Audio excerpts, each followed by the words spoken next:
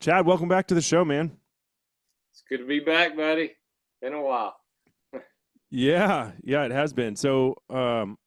I was doing a little digging on the website, and you have the distinction of not only being a multi-time guest. Is this your second appearance?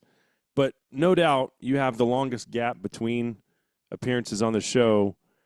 And I was going to ask you, do you know? You said off the air, you're like, what's it been like a decade? I was like, So I went back and looked it up. It was episode 56, and we're at 790 something now. So that would have been like we were just about a year into this thing, and it would have been the fall of 2010. Been a while. Yeah, it's like 15 years. Yeah. That it's kind of the same thing once you get over a decade. Feels Yeah. to say, I don't know what I was doing in my 40s anyway. I can't. I don't know if I did any good. If we helped anyone, I don't know what happened. Yeah. So I was going to read, I was actually going to read from the website. I'm going to read, let's see. Let me pull it up real fast. Because I thought this was interesting. So I'll read what I wrote about you then, and you can tell me what's changed or hasn't changed in the last 15 years. But yeah, that show title was A Hunter's Tale of Resilience, episode 56. We start off by visiting with El Campo, Texas's Chad Waligura, named the 2010 Pathfinder Award winner by SCI. Chad is the owner, editor of Disabled Hunter magazine. Paralyzed after an accident at 17, Chad has overcome the odds and has traveled the globe wing shooting and hunting some of the world's most prized big game species. He also has invented numerous mechanisms designed to help the disabled hunter fire their weapon. So that was a description of you 15 years ago. Still the same, different. What's changed? Pretty much. God, we didn't. We published the magazine, but it was under. We changed the name to Able Outdoors because that just sounded way more positive, and you know, I still describe myself as being disabled, and people are disabled. It happens, but it's all Able Outdoors now. I mean, that's the Uh name of the show that we went from magazine to video because it was just so much easier on me huh. because you kind of need a staff to do a magazine. It's a lot of work, and I Mm. was kind of tired of writing, Yeah. so I was like, yeah, let's. I found a co-host. I met her actually at the Shot Show one year, and I'm actually breaking in a new co-host in a couple of weeks. But the first one I found, she is a para from Wyoming, and she was more into the actual outdoor show media industry side of things. Hmm. And we knew each other through Facebook. You know, if you're doing anything in the disabled outdoors community online, I know about you. I'm kind of like Morpheus. I find you, and Yeah. I actually got her to write a story in a column for the magazine. And we met at Shot Show, and we had kind of the similar beliefs on there needs to be somebody in the outdoor world in the media, like on TV, doing able hunter stuff. And so we started. She knew a camera guy, and I was like, let's do it. I'm 50. It's time to do it. Yeah. Before I lose my looks. So we started. We're actually going to shoot our ninth episode in a couple of weeks in Louisiana. We're going to do a teal hunt, and we're going to go fish the coast. And that I thought it was going to be about Ashley and I starting out, but it quickly turned into, because we like to take someone else with us when we go shoot a show, and because Uh-huh. there's so many different kind of disabilities out there, Cable, and there's different equipment for everyone, and we eventually want to show how you do everything. So we started. It instantly turned into telling other people's stories, which is fine with me. I love it. I love the variety. I love trying to figure out how we're going to get somebody else out and how to get them successful. And there's some really incredible stories of other people that have been through the same thing we have, just Uh-huh. more recently. We kind of speed up their process and show people. I don't think we'd taken a blind guy out, had we, the last time we talked? Uh-uh. We took No. a blind guy, emailed me one day, and he was from North Dakota. And he said, "Hey, I'm blind. I want to come duck hunting." And I was like, "Dude, I've been waiting on you for 20 years because That sounds safe. yeah, I've I've been trying to figure out how in the world would we ever wing shoot if you can't see." And Uh-huh. one of my friends who's a photographer, she was coming to kind of take pictures for that hunt. She goes, "What are you gonna do? Just stand him on the levee and yell shoot?" I was like, "That's funny." No, that's not what we're gonna do. But that's funny. So he was a non-hunter. He was against that most of his life, but he got into deer hunting after he lost his sight, and he really loved the idea of providing food for his family. Uh-huh. So he was the first blind guy to pass his concealed carry. I was like, well, that's good. You're familiar with firearms. And he'd also pheasant hunted because pheasants are noisy and they fly straight. I was like, okay, dude, you get down here. I was like, it's not gonna work for ducks, but you fly down here. I'll keep you with me. I'll have someone with you all the time and we'll figure it out. So I had a friend of mine just kind of sat him on a bucket and he sat right behind him and he kind of put one hand under one arm and one hand on his shoulder and he kind of used him like a shooting joystick. Huh. And the dude killed like 3 ducks in the air. It was unbelievable. Wow, It was that's cool. so Mm. fast forward like 10 years, I met another guy in Arizona who was blind, who has his own site called No Excuse Hunting. And we were talking because he was a big game hunter and his name's Dan. I was like, Dan, you want to come duck hunting? And he goes, I don't think I can. I was like, yes, you can. You just come on. And we kind of went through the same. We filmed this hunt, and he actually killed a duck in the air on film. And he loved it. He loved it because it was noisy, like the Uh-huh. putting out decoys, the ducks flying, the dogs working, all that stuff. They both had a great time. So Hmm. that was it. Uh, Went off in the weeds in there with you, but it was two great no, that's stories. awesome. A blind guy shooting ducks out of the air. Who would have thought? I've seen it. This is my friend right here. Her name's Kinsey, Oh yeah, and I know who that you is. might have seen her. Yeah. I took her down to the hill country, and she shot an axis deer. I think it's cerebral palsy, maybe. I think Uh, so. You're right. but she really has no control over her extremities. But she loves hunting, and God bless her dad. He has spent his entire fatherhood making that, and she likes to fish too. And so she shoots a rifle by blowing into a tube. So he sets it up for her, gets it on the animal, and when she sees the crosshairs on where she wants the impact, she blows and the gun goes off. And she killed this axis deer with my son, and I were down there, and that was a cool weekend because that was actually my son shot his first big game animal that weekend. He shot a black buck doe, and then she got the axis deer, so it was pretty sweet. I was about to say, yeah, her dad has gone above and beyond the call of dad duty Yeah. to make. Like my parents did the same thing, so my life would be kind of normal as Mm-hmm. possible. Let's put it that way. So Same thing. remind me how you became paralyzed.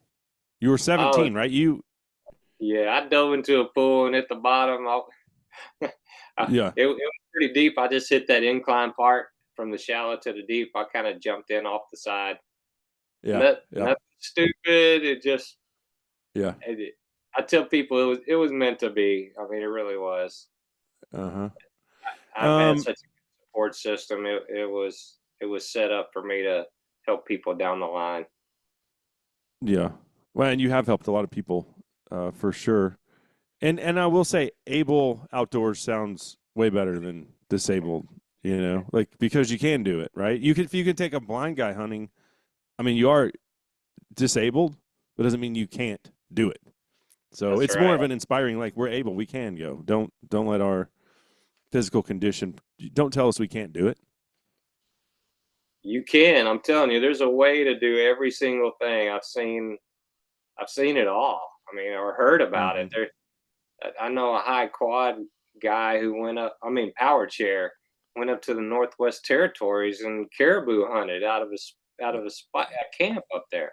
Well, If you can do that, if you can do yeah. that, you can do anything there is. I see your hunting buddy, your lab, walking around behind you there, or was a second ago. Yeah, I've Yeah. got two. They That's new too. I've all My first professionally trained one was 10 years ago, and she got me started in the world of hunt tests because Mm-hmm. my trainer. First of all, the first day I went and watched my trainer work with all his dogs. His name's Vince. I was like, Vince, I don't know squat about training dogs. That's what I learned today watching you. And he goes, you know what? I've been doing this 30 years, and there's never been anyone in a chair at any of the hunt tests handling their dog. I was like, well, we gotta change that. So he trained my dog, and then he trained me how to run her in the hunt test. So Mm-hmm. I know there's been paras run their dog in the hunt test. I was the first quad to handle their dog in the AKC and UKC hunt test. So they Wow. get my lazy butt out of bed in the morning when I don't feel like getting up and getting out. Uh-huh. It's really it really improved my life. It's helped me be able to guide people Yeah. because all my bird fetchers were getting old on me. So Yeah. I she's said this last week. I have had a great dove season. I've actually gotten a limit every time I've gone. Um, I would not enjoy dove hunting if I didn't have a dog.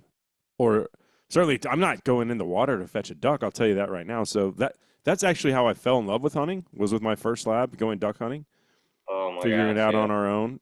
But watching my buddy 200 yards away from me shoot dove and then spend 15 minutes in the tall grass looking for each one while I just send the dog out there, I'm like, no, I don't want to do that. And then you're tempted to shoot another dove while you're looking at that one, and then you lose your mark on the one. I saw it all play out, and I was just Oh like, "Oh, that sounds chaotic. I have no interest. I don't let the dog." Then that's the beauty for me, is watching the dog work anyway. So, and I'm not yeah. judging. There's tons of guys who love dove hunting that don't have a dog. Keep doing it. I'm just, for me, maybe I'm just spoiled. Like, but that's what I want out of it. So, I I go just to run them a lot of times, just yeah. uh, especially when they're young. I've got one going on his first season, and when I shoot, I have to be strapped in, and I can't really work him like I need to be able to. So I just go and run them. You know, Uh-huh. if we're dove hunting Yeah. and nobody can hit, then I'll shoot. But if they're killing birds, I'm running dogs, and that I'm actually going this Sunday and Monday and Tuesday to a friend of mine's in Dilly. He runs. He's got a dove operation. It's cool. It's called Redstone Ranch. It's awesome. So I just show up and run my dogs for their clients, Oh, nice. and he has plenty. So I just love going to get him some work. Yeah. Yeah. Well, you actually you went on a hunt, I guess last weekend, and it was a stinker. It wasn't any good. We you know it happens when you go to a new place and a new outfitter. You never know till you get out there and try it. So Yeah. But they well, just didn't have the birds, or what? they didn't have the birds, and that's white wing time, and we Yeah. we we just shot a few morning doves. It was pretty bad. Well, because where was that? Sabinal, Okay. Sabinal. I So we love. don't. I mean, we get some white wings up here, but I'm in North Texas. I shot two on opening day, and I was like, sweet. This is just different for us to get. Uh, and I have talked to biologists. White wings have expanded their range north throughout most of Texas at this point. I mean, I'm in They're basically. everywhere. Yeah, but you're not going to see, like, I'm hunting these fields in pretty urban areas, and there's not a ton of white wings there. So I You was need to. stoked to get a couple of them. You're coming down here next year with me. I'm doing it. I'm doing it. But yeah, you so you had a stinker of a hunt, and you said that, and I don't want you to throw the outfitter under the bus. He probably just made a mistake, but new outfitter, and I think the temptation there is a lot of times I need clients, but I don't have birds, so I just, you'll learn real quick. If you do that, take people's money, and then don't have the birds, then you won't stay an outfitter for very long. So hopefully Right. he learned something there. I mean, sometimes they'll say to come back later in the year. I mean, it's so hard because you and I both know how booked up we get in the fall. Mm-hmm. It's hard to have a spare weekend. Sometimes they'll do that. And we The we good ones will.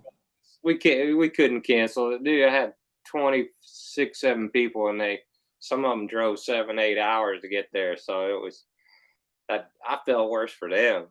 For Yeah. me, I love getting out, and I wish it would be jam up, but Mm-hmm. it happens. It happens. So you are a quadriplegic, but Yes. I don't understand, like, quad means 4, but you obviously can shoot a shotgun and move your arms around. So walk us through that. Because I don't understand what's the difference between para and quad and all that, Quad just means you broke a cervical vertebrae. You're always impaired in all 4 limbs. So I don't have any grip, and okay. My muscles my wrists are strong. I'm very lucky because you got 1 through 7 on the sea level. I'm 7. The higher Okay. you get, the more you lose in your arms, and of Okay. course your brake line here. So I don't have any trunk muscles. So para just means you broke your back. There's a lot more back vertebrae. There's like T1 to 11. So you can be really low down, like on your waist. Those are the guys that are like super duper. They can wheelie down the steps. They can do anything. If they're higher up, they can be up here and not have any trunk too, and still be para. They just have their arms and their hands. Okay. So if you want to know the difference between a quad and you can't tell, look at their hands. If their hands look like they're impaired, they're a quad. Okay. Okay. But then there's really but high quad, like can't move their arms, need puff trigger, all that. There's a lot more equipment they need to be able to shoot with. So how do you so your hands are not that strong. Your wrists are strong, but you don't have like a great grip. So how have you become so proficient as far as wing shooting goes? I've been practicing, buddy. I made a device that fits on the back of my hand so I can pull the trigger.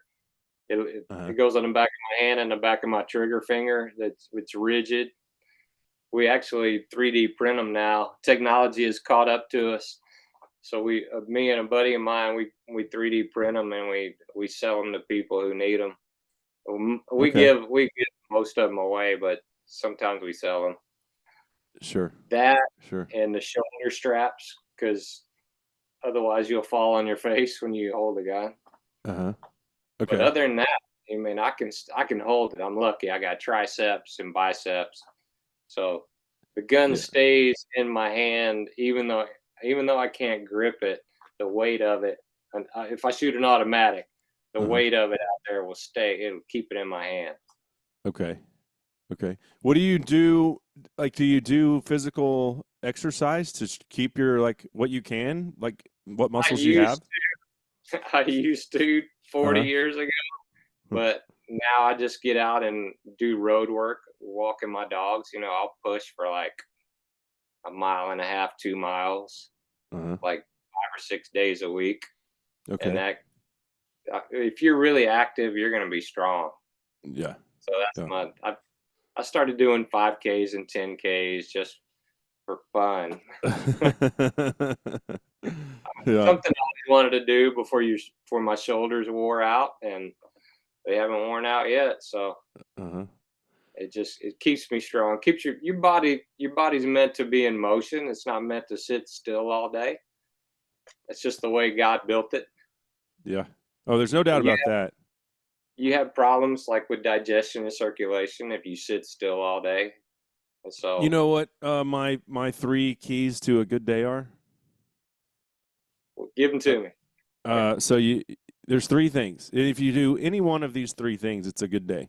If you do 2 of them, it's a great day. And if you do all 3 in the same day, you hit the jackpot. So one is exercise, whatever that may be, going for a walk, going to the gym, doing a ruck with your pack on, maybe you're getting ready for an elk hunt.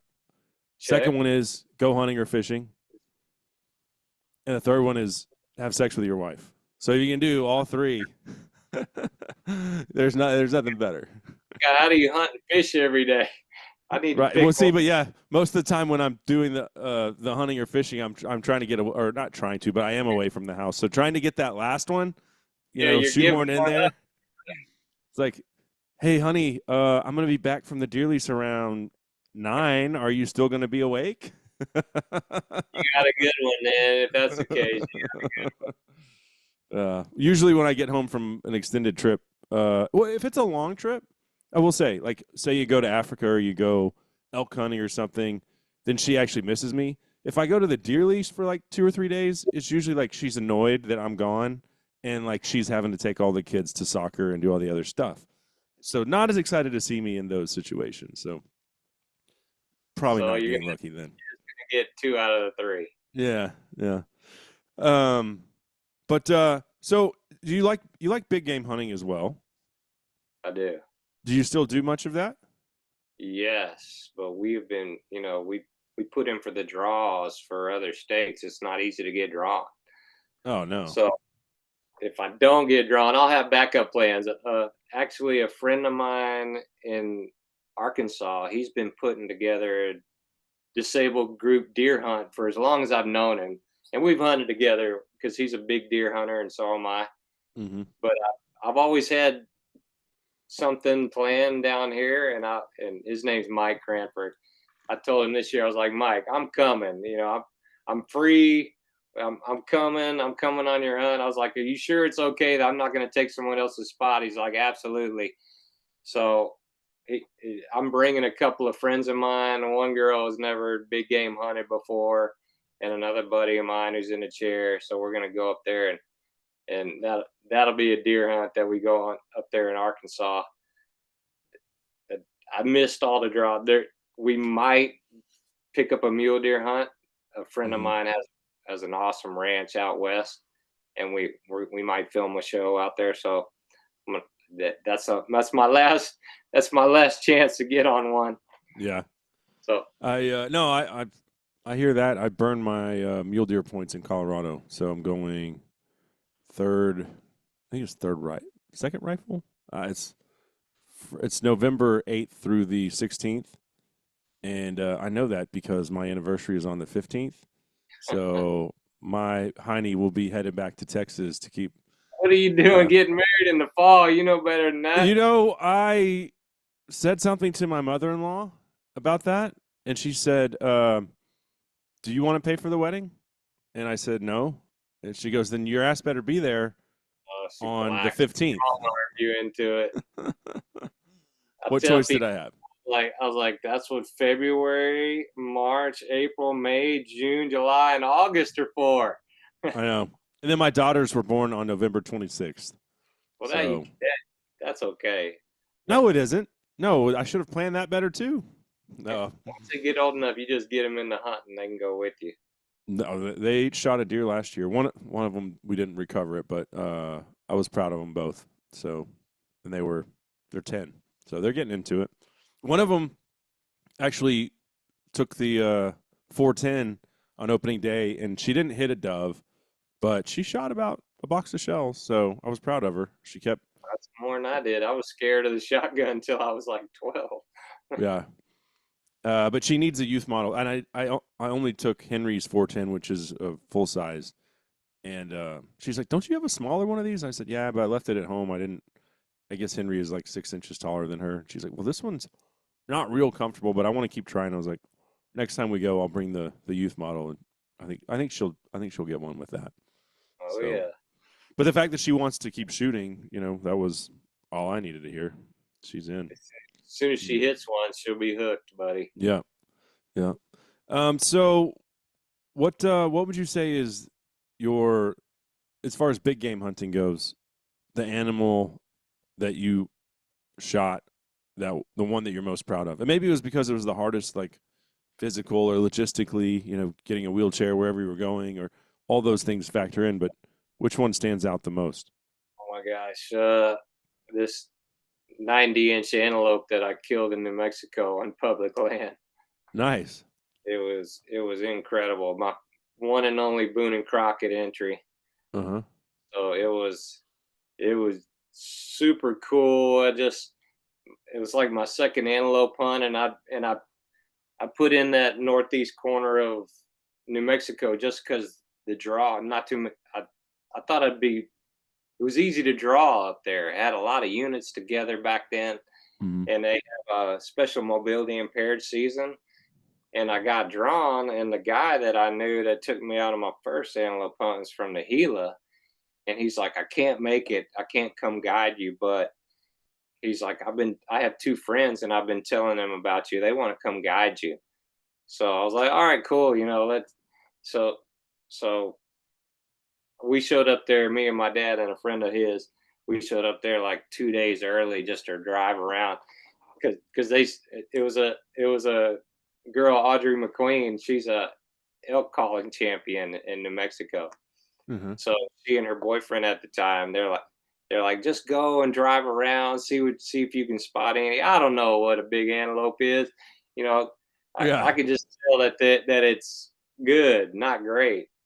So they showed up like the afternoon before the hunt, and I got in with them, and we drove around. I was like, okay, we saw one here. We kind of went looking around, and I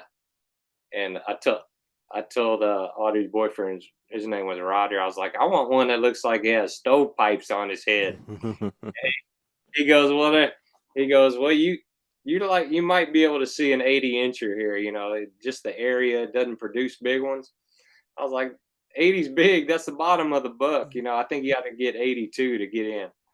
So we were just about to leave the unit. It was getting dark. He was about to turn off, and I saw this doe out there, way out there. I was like, hold on, let me look one last time before we leave. And I was looking at this doe with my binoculars, and I could hear Roger go. He goes, wow. He goes, look to the left. And this 90-inch goat, he was 93, Oh. 93 green. He dried down to 91. So he was standing out there. We got pictures of him with a camera standing out there like 400 yards off. So next morning we were right back there. He was right at the top of the unit, right back there. And there's like 3 bucks coming across the road. And Roger goes, man, those three are all great goats. You want to shoot one? I was like, no.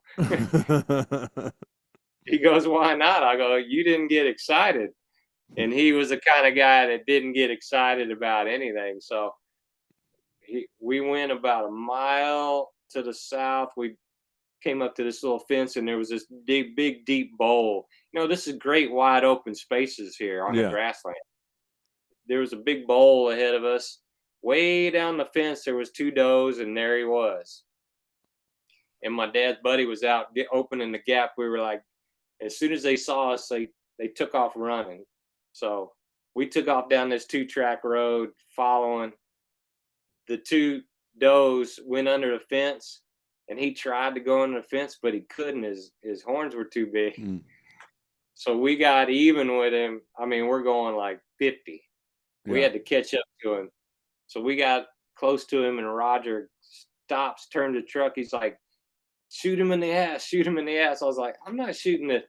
I'm thinking to myself, I'm not shooting this goat. I don't shoot anything in the ass. Uh-huh. I tried to shoot him in the back of the neck.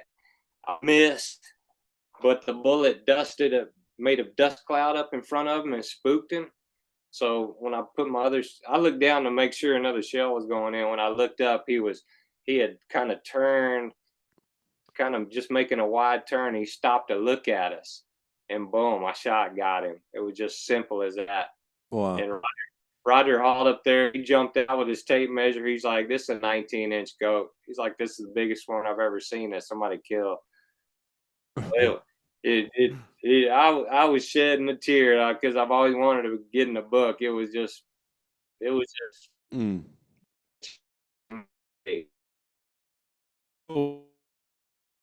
Or able-bodied hunters, you can shoot from a truck, like yes, common you have to get a sense. permit. It comes with Yeah. your mobility impaired card that you can shoot from a Uh-huh. vehicle, and also somebody if you wound one, somebody else can go out and finish it off for you if you can't get to them. Okay. Well, that's great. Awesome. And yeah, it's just common sense there.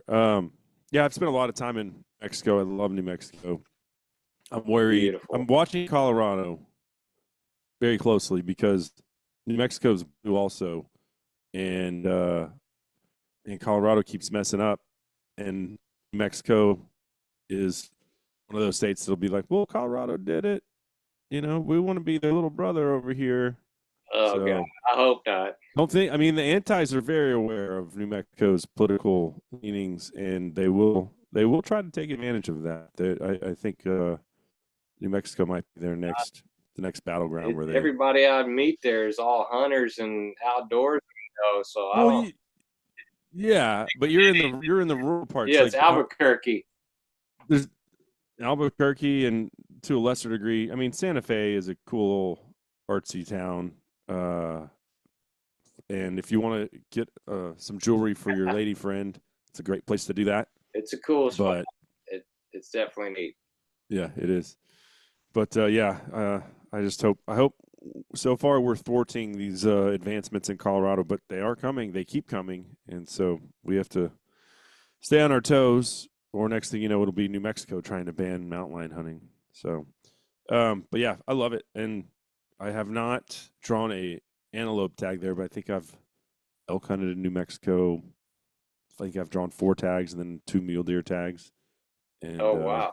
yeah. Well, So you put in for 2B. That's one of the best units in New Mexico. Did you know that? no, I always hunt the Pecos Wilderness because I have a lot of history there, backpacking and Know it. fly fishing and grouse hunting, and before I ever was like into hardcore archery elk hunting or big game western hunting. You can But always put in for 2B first as your I'm first not choice. saying I never have, but that's the only one I've drawn for that. But yeah, I'm doing Colorado mule deer here, and like I said, in November. Um, and I haven't decided, but I'll probably burn my elk points in Colorado next year as well, because they are going to the they did do one thing right, and I'll give them credit. And it sucks for people that have building points for a long time, but I think in 2028 they're splitting it half random draw and then half allocated towards preference points. So it's great if you don't have any points, but if you Right. have been building them, now they're worth 50% of what they were.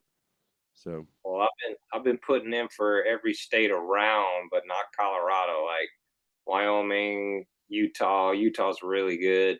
New Mexico. New Mexico doesn't. You don't build points there. yeah, Montana. I've got yeah, to do more duck hunting now, though. I'm taking on that ultimate waterfowl challenge, so I've got to focus on that for a couple years. But yeah. So that's where we're gonna go next. What is, first of all, the ultimate waterfowl I, challenge? n- I never knew about it. A friend of mine, his name's Colin Flores from Mont Bellevue. His kids got it started like a business for duck totes and lanyards and all and decoy cool stuff. So he's into that. He found me online and he's like, "Man, I like what you're doing. Why don't you come hunt with me? I wanna help you and maybe we can help each other." So he called me up and he's like, "We're gonna." He's like, "I know a guy who's been doing this ultimate waterfowl challenge, and my kids and I are gonna do it. You need to do it because you'll be the first quad to ever do it."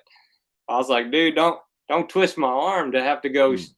shoot more ducks and go travel the country." There's 41 waterfowl species in North America, so Okay, that's so the that's you have to get all is, 41. is that ducks and geese? ducks, geese, crane, and a swan. Oh wow. And you know the So you're gonna be it, going to it's like where do I think some of my buddies have shot swans in like North Carolina or North someplace. But Carolina. There are 3 states where you can draw a tag for one swan.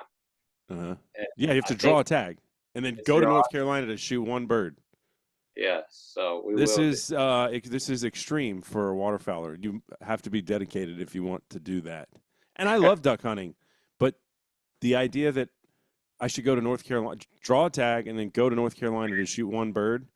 I don't know. I don't know if Well, if I'm we that. go there, we're gonna go hunt some other stuff while we're there. Yeah, there you go. There you go. I want to I want to mount all 41 species and start like a waterfowl museum on one of these highways here, either by my house or I got family in Louisiana, Uh huh. and we have a farm in Gaydon, which is used to be the duck capital of the world. And I know some people there in Crowley. I want either there on I-10 would be a cool spot, but there's really that would be super cool for people to stop and check all these mounts out there, and Yeah. see what's there. There's some really neat ducks out there and some cool geese too. So you obviously had gone back and looked at like what birds you've shot. Well, you have to do it after you apply for your membership with the Ultimate Waterfowl Challenge because you have to take a picture of every drake. It has to be a drake with your membership card. Oh, okay. It starts after you become an official member, and you don't have a time limit. We're gonna try to do it in 3 years, Uh-huh. so it's just better. It's easier to get some sponsors if you're like, oh, we're gonna do it in 10 years. No, we're gonna do it pretty quick. Yeah. We're gonna try to get it done and post all our stuff up. It's gonna be fun to do. So does this include sea ducks? Yes, yeah, we got to Okay. go the East Coast and get eider and scoter and what used to be old squaw, which I'm gonna always call old squaw because I'm Yeah. Yeah. correct.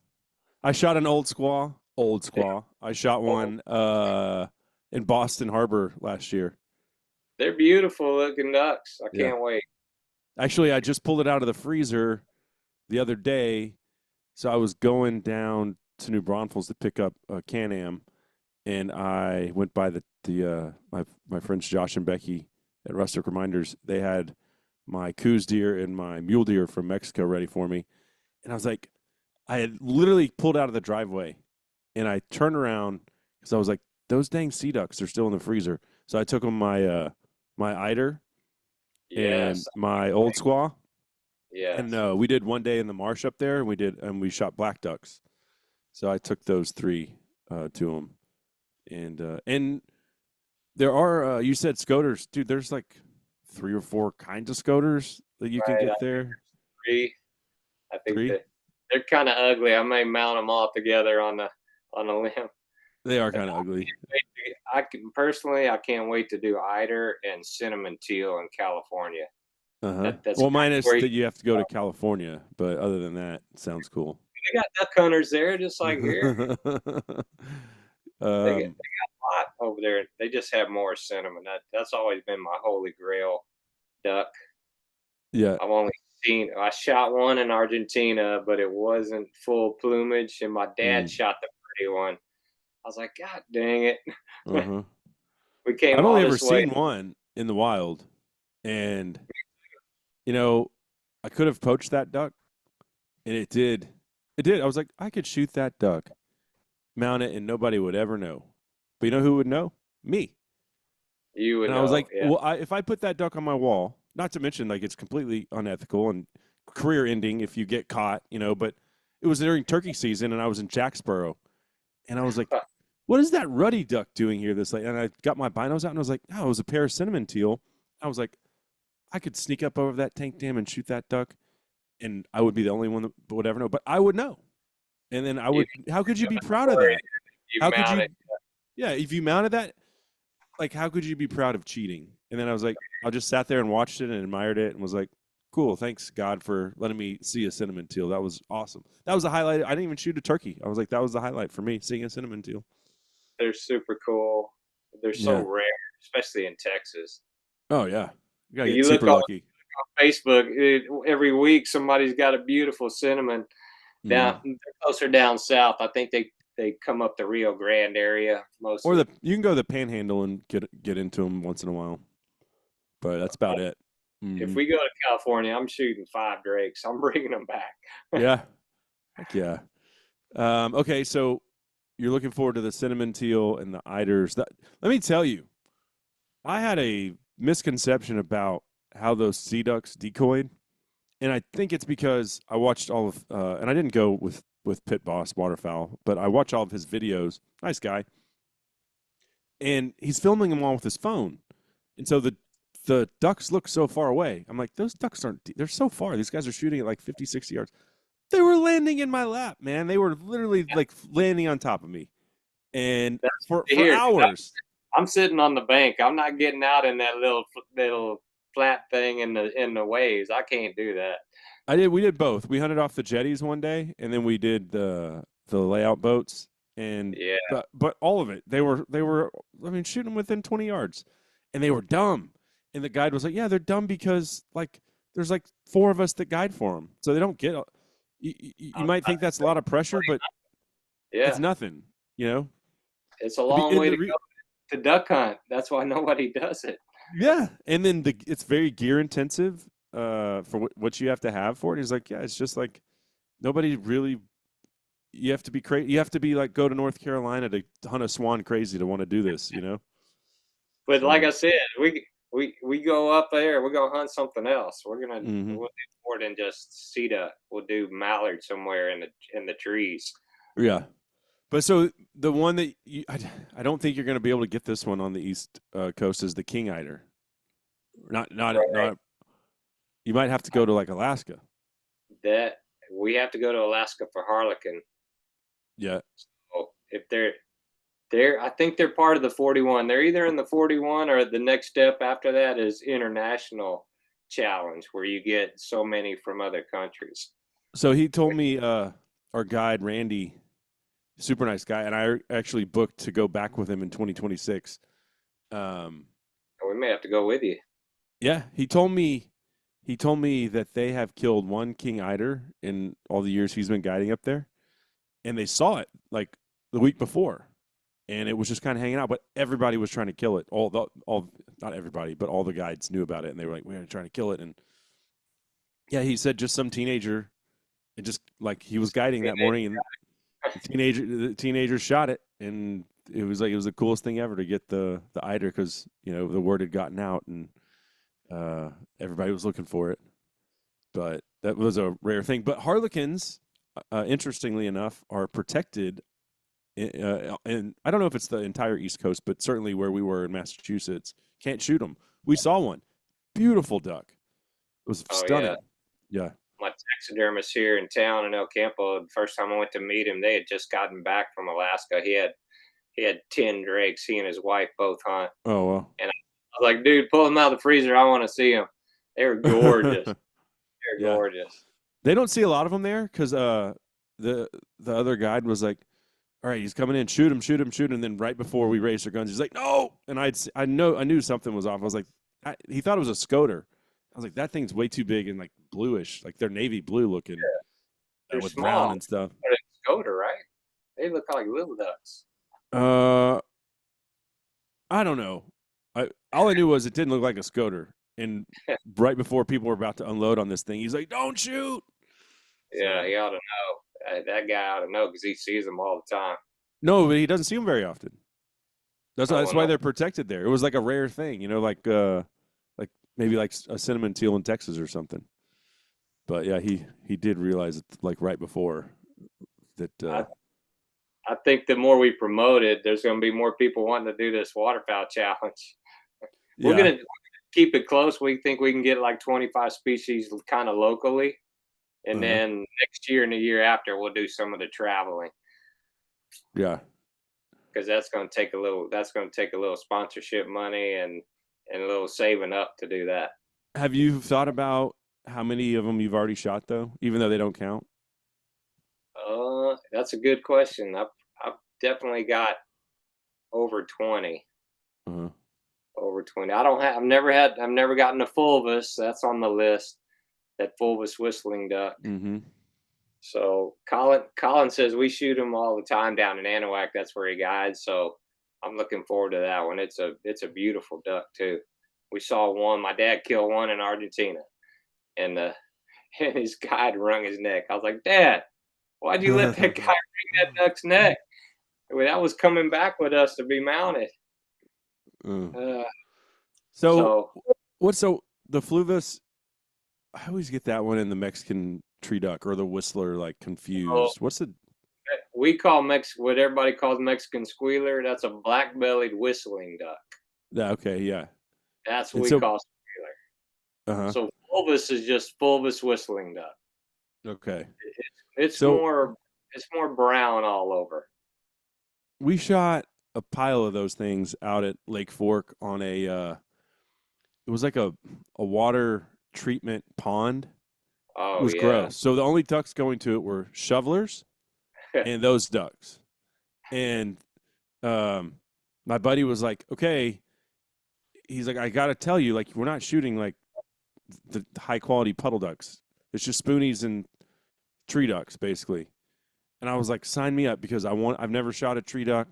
And at the time, the next bird I wanted to mount was a fully plumed out Hollywood shoveler, you know? Oh yeah. They're And not easy to get. no, but they're beautiful and they're so underrated. I, Yeah.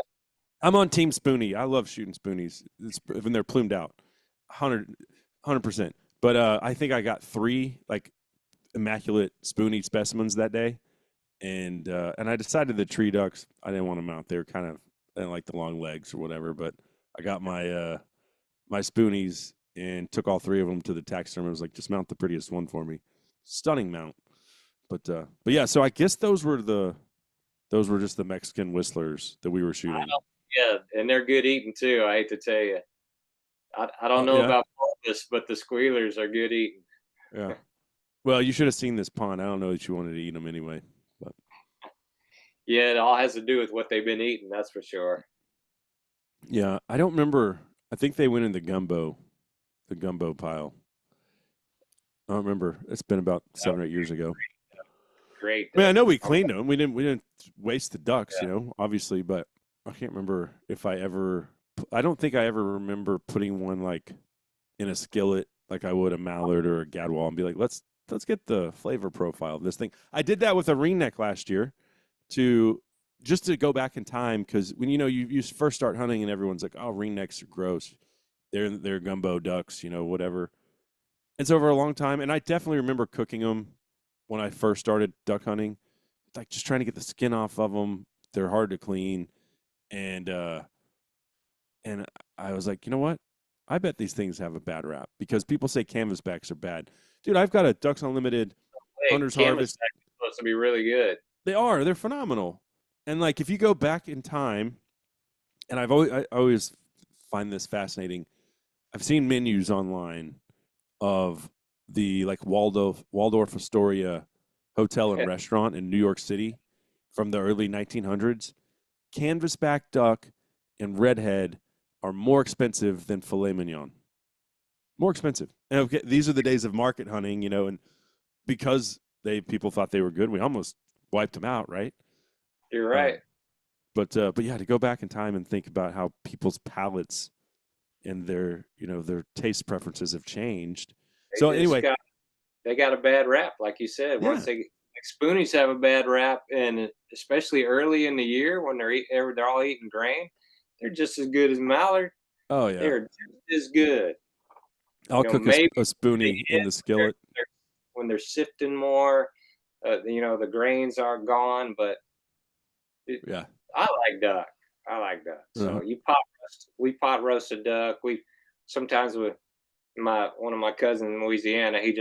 Last year he's like, man, boil them with your vegetables and put crab oil in the water until they're about the meat's falling apart. Whole duck, skin, everything. You got to pick and gut it. He's like, then take it out, dry it off, put olive oil in it, put it in the oven in about 400, 450 and crisp it up. And it's fantastic. You put a little sashery on it if you want, and it's good. I love cooking the whole duck that way, eating it off the bone. Yeah. Well, so I was going to say this Hunter's Harvest, this DU cookbook has a canvasback recipe in there with candied yams. Oh, Oh dude, I made yes, it. It was phenomenal. But last year, going back to that ring neck, so I did a comparison. I took a green wing teal, which is probably my favorite duck to eat, and a ring neck, and I did them the same way. Skin on one side, breasted them out, but left the skin on, and then just seared them in the cast iron with salt and pepper and a little butter. And I started eating the ring neck, and I was like, okay, this is actually pretty good. I'm not going to lie. And then I ate some of the teal, and I was like, nope, not very good. Not compared to that, like it was what it was. I was like, it's edible, but right. this is way better. And a mallard or wood duck or gadwall or what pintail would be better. Well, But they do get a bad rap. they do get a bad rap. Mm-hmm. My dad loves to pot roast them. That's the way we eat most of them, Uh-huh. and it's very similar to gumbo. Just a few differences, but you cook it in brown gravy, and they're also good that way. Yeah. You could throw the worst. Well, I don't know about a merganser. I hear those are pretty bad.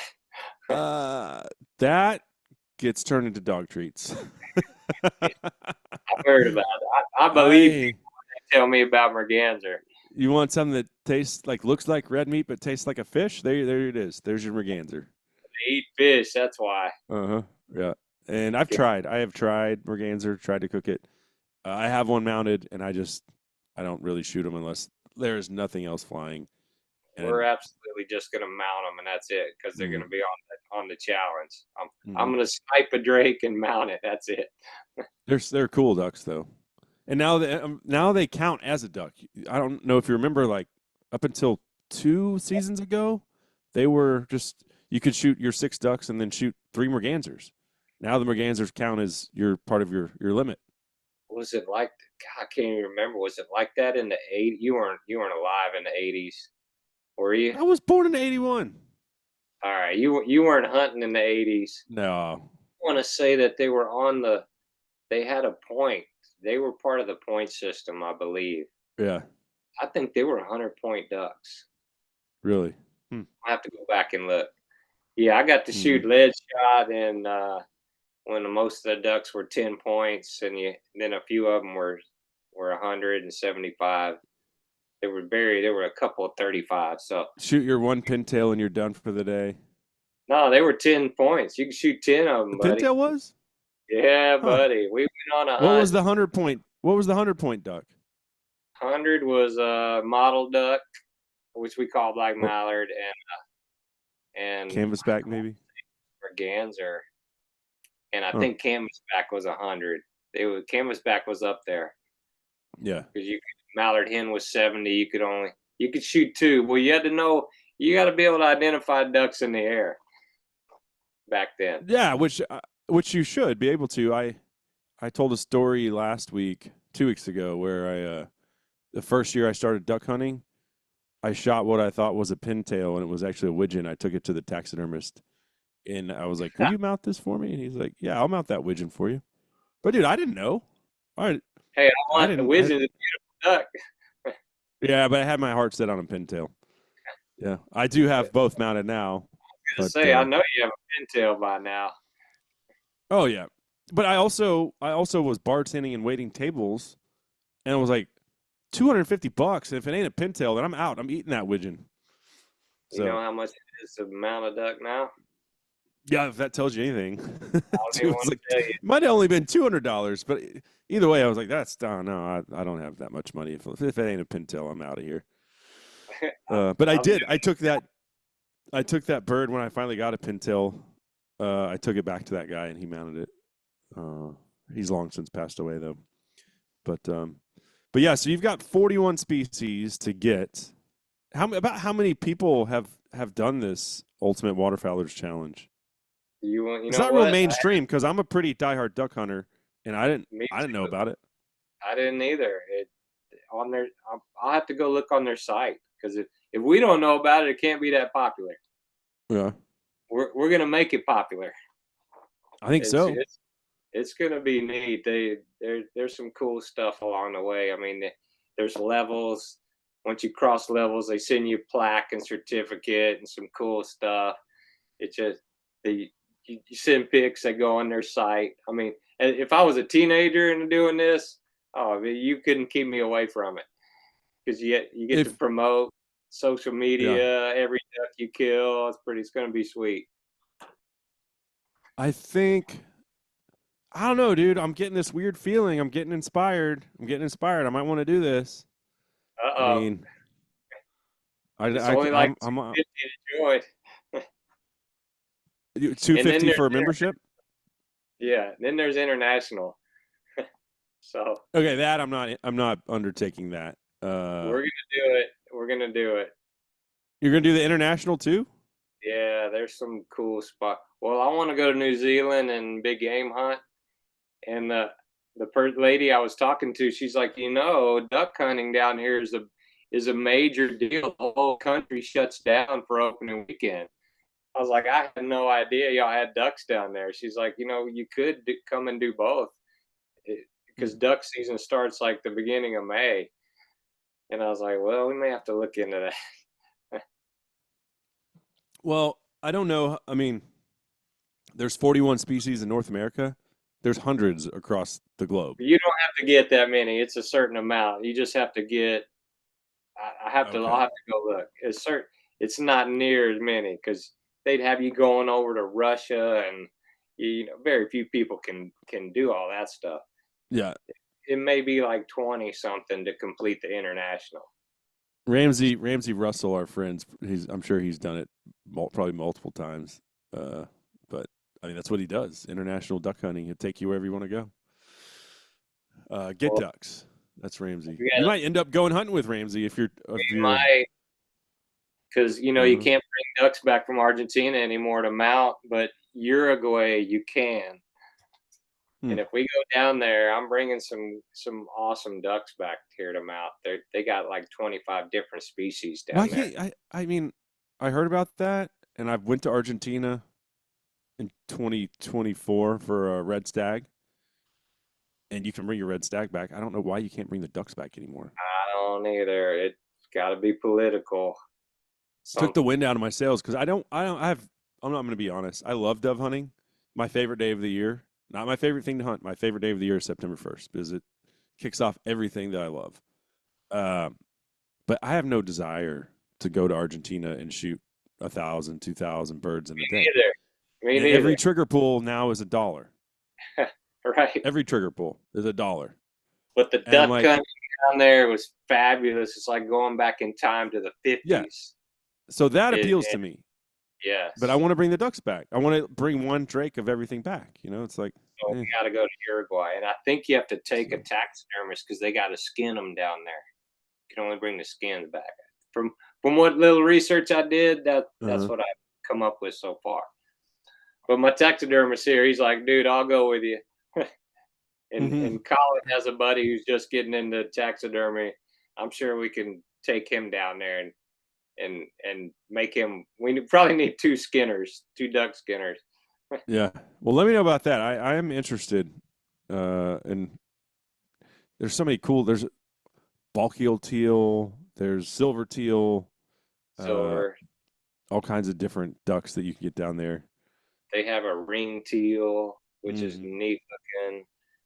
I want the southern widgeon because Mm. there's three widgeons. The one we have, then there's they call it Eurasian that Eurasian one is is pretty. somewhere else. I gotta. That's going to be on my hit list when we do international. Is that Eurasian widgeon? Yeah. That'll be so cool to have in the museum someday because Uh-huh. most people never get to see that in their lives. Yeah. I I'm always get jealous because gonna have a little undoubtedly tip jar. I'm gonna have a little tip jar in the museum to make some of my taxidermy money back. somebody I always see a couple times a season somebody shoots a Eurasian widgeon that was either lost in a hurricane or escaped from some kind of aviary. Is that what it's called? Bird sanctuary? Yeah, Aviary? Yeah. yeah, that's not the same. Yeah, that's pin raised bird. Right. You Yeah, need to I go shot native. some Egyptian geese in Terrell, Texas, and Everywhere, dude. They're everywhere. this was this is a dozen years ago. And the dog brought these pink-legged geese back, and I'm like, what the hell is that? And you go back to like knowing what you're shooting. I'm like, well, they're geese, and I know what the limit is on geese, but I didn't know what they were. We thought they were. I think we thought they were like snow geese or something. And it was like right at first light, and it was weird because there's just two of them. You hide them. No, we just looked it They're up. Like they're we just looked invasive. up You can what they shoot were. all you want. Yeah, it was like, oh, cool. These are Egyptian geese, whatever that is. And if more come in, we can shoot them all. But then There was an outfit. There was a guide on the coast who posted up one of his clients had either he and the client had belly crawled like 100 yards to shoot this one, and they were acting like it was something he didn't know what exactly. He was catching so much flack for shooting this Egyptian goose. It was like 2 years ago. You're like, dude, you shot something that's in every little person's tank everywhere, and so he had just posted up something on a like a little tank showing all these weird looking ducks swimming around. And I was like, dude, are you scouting for Egyptian geese? He's like, yeah, ha yeah. But I actually have done waterfowling in Africa, in South Africa, and we shot decoying Egyptian geese, which was cool. They're probably native there. Oh That yeah, would count. they are. They're all over South Africa. Yeah. That would count. Um, hmm I would do that because I want to go film a show back in Africa someday on a take somebody over there on a big game hunt. There's an all accessible outfit in Namibia. And a lot of the outfitters over there, they are so they're so but they're handy. They will make anything accessible because they have to be self-sufficient on those ranches. They build all their anything that you need, they'll do it. But For sure. this one's accessible already, but so I want to go there back with them and do some show their operations. Such a cool operation. Yeah. Yeah, they don't get with John X, they don't get a lot of requests for waterfowling. And I've been on 8 safaris with Carl now, and I was like, I think like safari number 6. I was like, dude, let's do a duck hunt because we film everything for their YouTube channel. And he's like, I don't know if we'll get a lot of ducks, but we'll probably get some geese. And so they built going back to what you said, they're so handy. They just built a duck blind like Yeah. in a day or two. And then there it was, beautiful duck blind just built for us. Yeah, it was fun. So you didn't kill any ducks, just geese? No, we didn't shoot. We only shot geese and rock pigeons. Oh, Were the only things coming in. I want a pigeon hunt down South America too. Pigeon and duck and maybe perdice if I can get one of my machines down there that I can like. There's an adaptive 4-wheel drive mountain bike, which would be cool to hunt perdice off of. Other than that, I just want to do duck and pigeon. Mm-hmm. I did do perdiz in Argentina, so we all tagged out on our big game stuff. And the last day we did a driven hunt for perdiz, and it was awesome. It was super cool. They're like they're not as big as a pheasant, but they're bigger than a quail. That's the best way I can. They're in between a quail and a pheasant. Yeah, like a chucker-sized bird. Did you get to eat them down there? Phenomenal. Yeah, very good. Gotta be good. The, ready to go the back. Let's call the outfitter. Yeah. Okay, so you were going to start this year. You think you can get 25 of these species around here in Texas? Yes. My buddy was like, "Ain't no way," and I started naming them off, and he's like, "Yeah, you can get dang near 25." I was like, "Man, you just hadn't thought about it. There, you get up to 20 real quick with just the basics." What do you think is going to be the hardest one to get here that you've said I can get that duck locally? I hadn't seen a fulvus, and I hadn't seen I hadn't had a shot at a model duck in a long time. We used to see them every year because we hunt in the rice fields. Yeah. They're not around anymore where we are. They're closer to the coast now. They're For in sure. small pockets, but they're Yeah. a bunch of nanowag. Colin's like, dude, we'll go. You have to actually target them.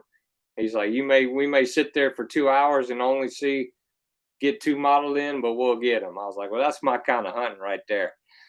Yeah. We'll do. So that, and When was the last time you saw a ruddy duck? it's been a while since I've seen a ruddy duck. I think I've shot a couple in my waterfowling career, if you want to call it that. I guess whatever. They like deeper water. Maybe they're closer to the coast. But I honestly haven't seen a ruddy duck, and I don't know how long. So I don't. Also, I got to get a mountable one. I may have to go that back. means you got to poach it because there ain't no mountable. That's the one species that does not get plumed out during duck season at all. Oh, really? From what I understand, like they get that really pretty orange. The drakes do, and the bill gets that bluish, that light blue color. No, Right. I've never seen one that looks like that. Are they anywhere during the season? Is there a later, if you go farther north, maybe? We'll do some live research here. When do ruddy ducks plume? Hey, it was very difficult to get a out. blue-winged teal drake during the season, but now I saw at least 10 fully plumed drakes last weekend of the season. Of what? A blue-winged teal. They usually plume late. Yeah, they do. But a lot of times those are the ones that are coming back. They're now migrating back north. Right, they come late. They're here in April. Yeah. But last year we shot some in Louisiana on the last weekend. We actually mounting one. We got beautiful green wing and blue wing, so I'm waiting on my cinnamon now so I can have my trio. Well, was it warm when you shot them? Like, was it unseasonably warm? Is that why they were back and fully plumed out? Snow they had a foot of snow there a week before the season ended. Wow. And so they were there. I saw more green wing teal that morning than I'd seen in the past 20 years. Really? They were just on the move. It was unbelievable. We shot 5 or 6 beautiful Hollywoods, spoonbill drakes. We got it all. We got beautiful couple of pintails, full sprigs. It was a cool morning. Right. That is awesome. Okay, so I'm doing the live research. So ruddies are members of the masked duck family and get their breeding plumage 180 degrees off most other birds.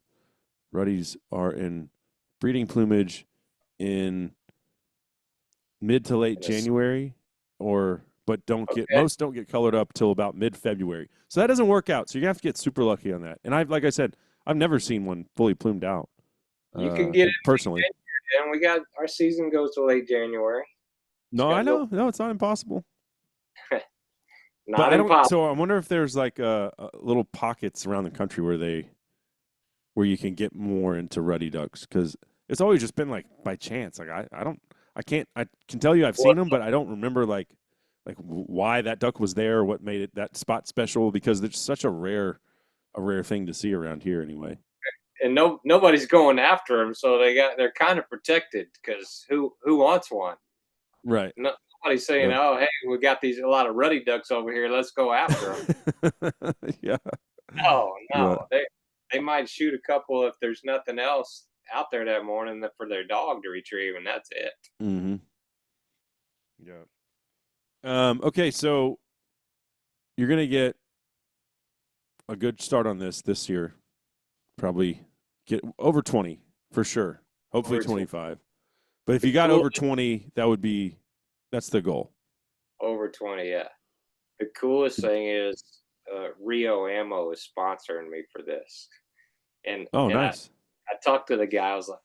He sent me a list, and I just got a brand new Beretta 20 gauge that I've been wanting to get for a long time, and I couldn't afford it. But my dad put me in this little chicken shit raffle, and I won 3 other guns, so it paid for like most of the Beretta, and I was like, okay, I want order that Beretta, and and so I was like, I want to do this challenge with this 20 gauge, and so they have bismuth on the list, I I was like, hey, can I have bismuth for real?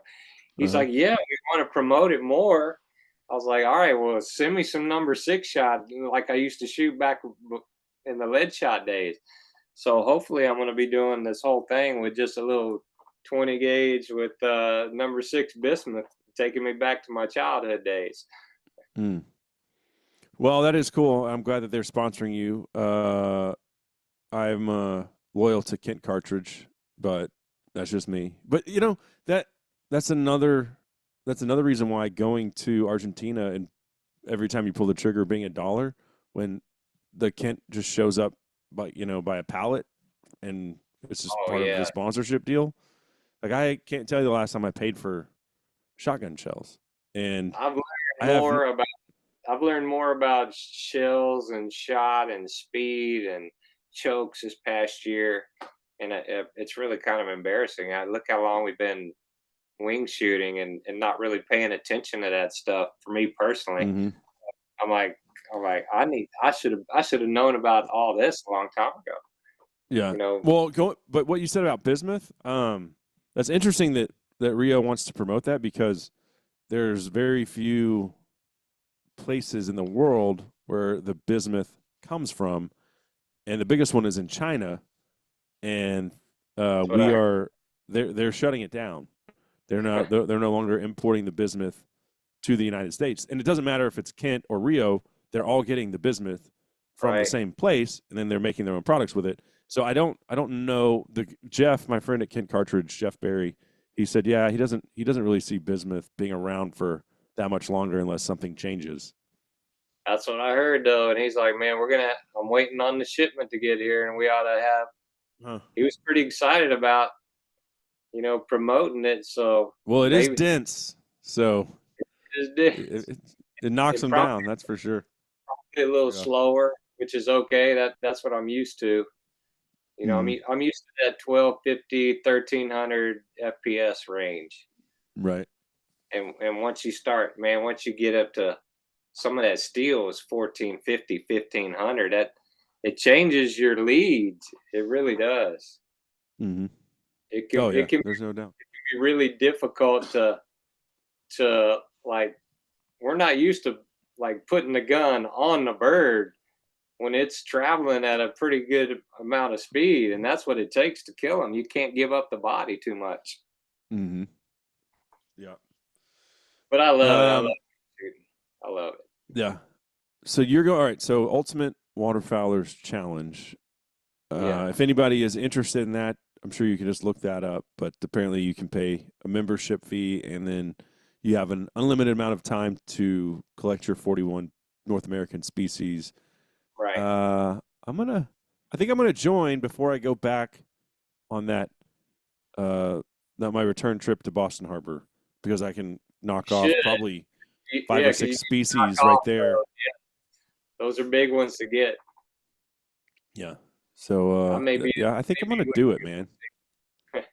I didn't go into this conversation thinking that it was anything that I was interested in, but I I, I do want to go to Alaska and get a harlequin and a king eider. Like I am interested in that as a pretty passionate duck hunter. I do want to get a cinnamon teal. So these are things I already wanted to do, and the vast Right. majority of the other birds I can get here or on the coast. What I need to go to the Texas coast to get a mottled duck, but that's I'm considering that pretty local, right? That's only a 5-hour drive. Uh, yeah, That's that's why it was doable. easy for him to talk me into it. I was like, "Yeah, I'm down, dude. I'm Well, down." you accidentally talked me into it, so thanks a lot. I'm doing it. I'm gonna buy Any my card before this season. anytime. Yeah. Well, hey, if folks want to support you on this endeavor or support Able Outdoors, how can they do that? Uh, Easy to find. We're on Carbon TV. That's where I tell people to go, just because it's more prestigious. But I have a site, Able Outdoors. More people find me on the Able Outdoors Facebook page. That's just where there's way. I find people and people find me through that. That's the biggest one. Hmm. Used to back in the day, like mid 90s when I built my first site. If you Google wasn't around then, but if you typed in disabled hunting, I was at the top. I Uh-huh. think I was the only one. I was the only one doing it. Now Yeah. you have to be more specific. If you type in Able Outdoors or if you type my name in, I'm easy to find. I got my cell number online. I want people to call me. Yeah. Well, good stuff, my friend. It has been far too long. Like we said, 15 years. You're in your mid 50s now. I've got gray in my beard, so I think we wear it well. Look at that, I still got it, buddy. You didn't. What did you just dye your hair or something? Oh, it's all natural. I'm diabolically opposed to dyeing my hair. You Cousin should. accused me of that. I was like, dude, you and I are tight. I would tell you if I was doing it. Uh-huh. I showed up to it was sadly it was a memorial service, but I showed up and one of my best hunting buddies, Glenn, I was looking at him and I was like, he was like, I dyed my beard, and I was like, yeah, I can tell. Hey, I told him I was like, if you're gonna dye it, do something funny. Do jet black. Yeah, Do that's something basically what neat he did. where people look at Yeah. you, or you'll shock the wife. The wife comes home and you got black hair, Mm-hmm. and just Oh. go, "That's right." Right on, man. I appreciate it, Chad. Hope you have a great fall, buddy. All right, we need to get together on that East Coast hunt next fall. So give me your when you book it, let me know. All right, I will do it. We might be coming with you. Sounds like a plan. Take Take her care. easy. I enjoyed it. All right, bye.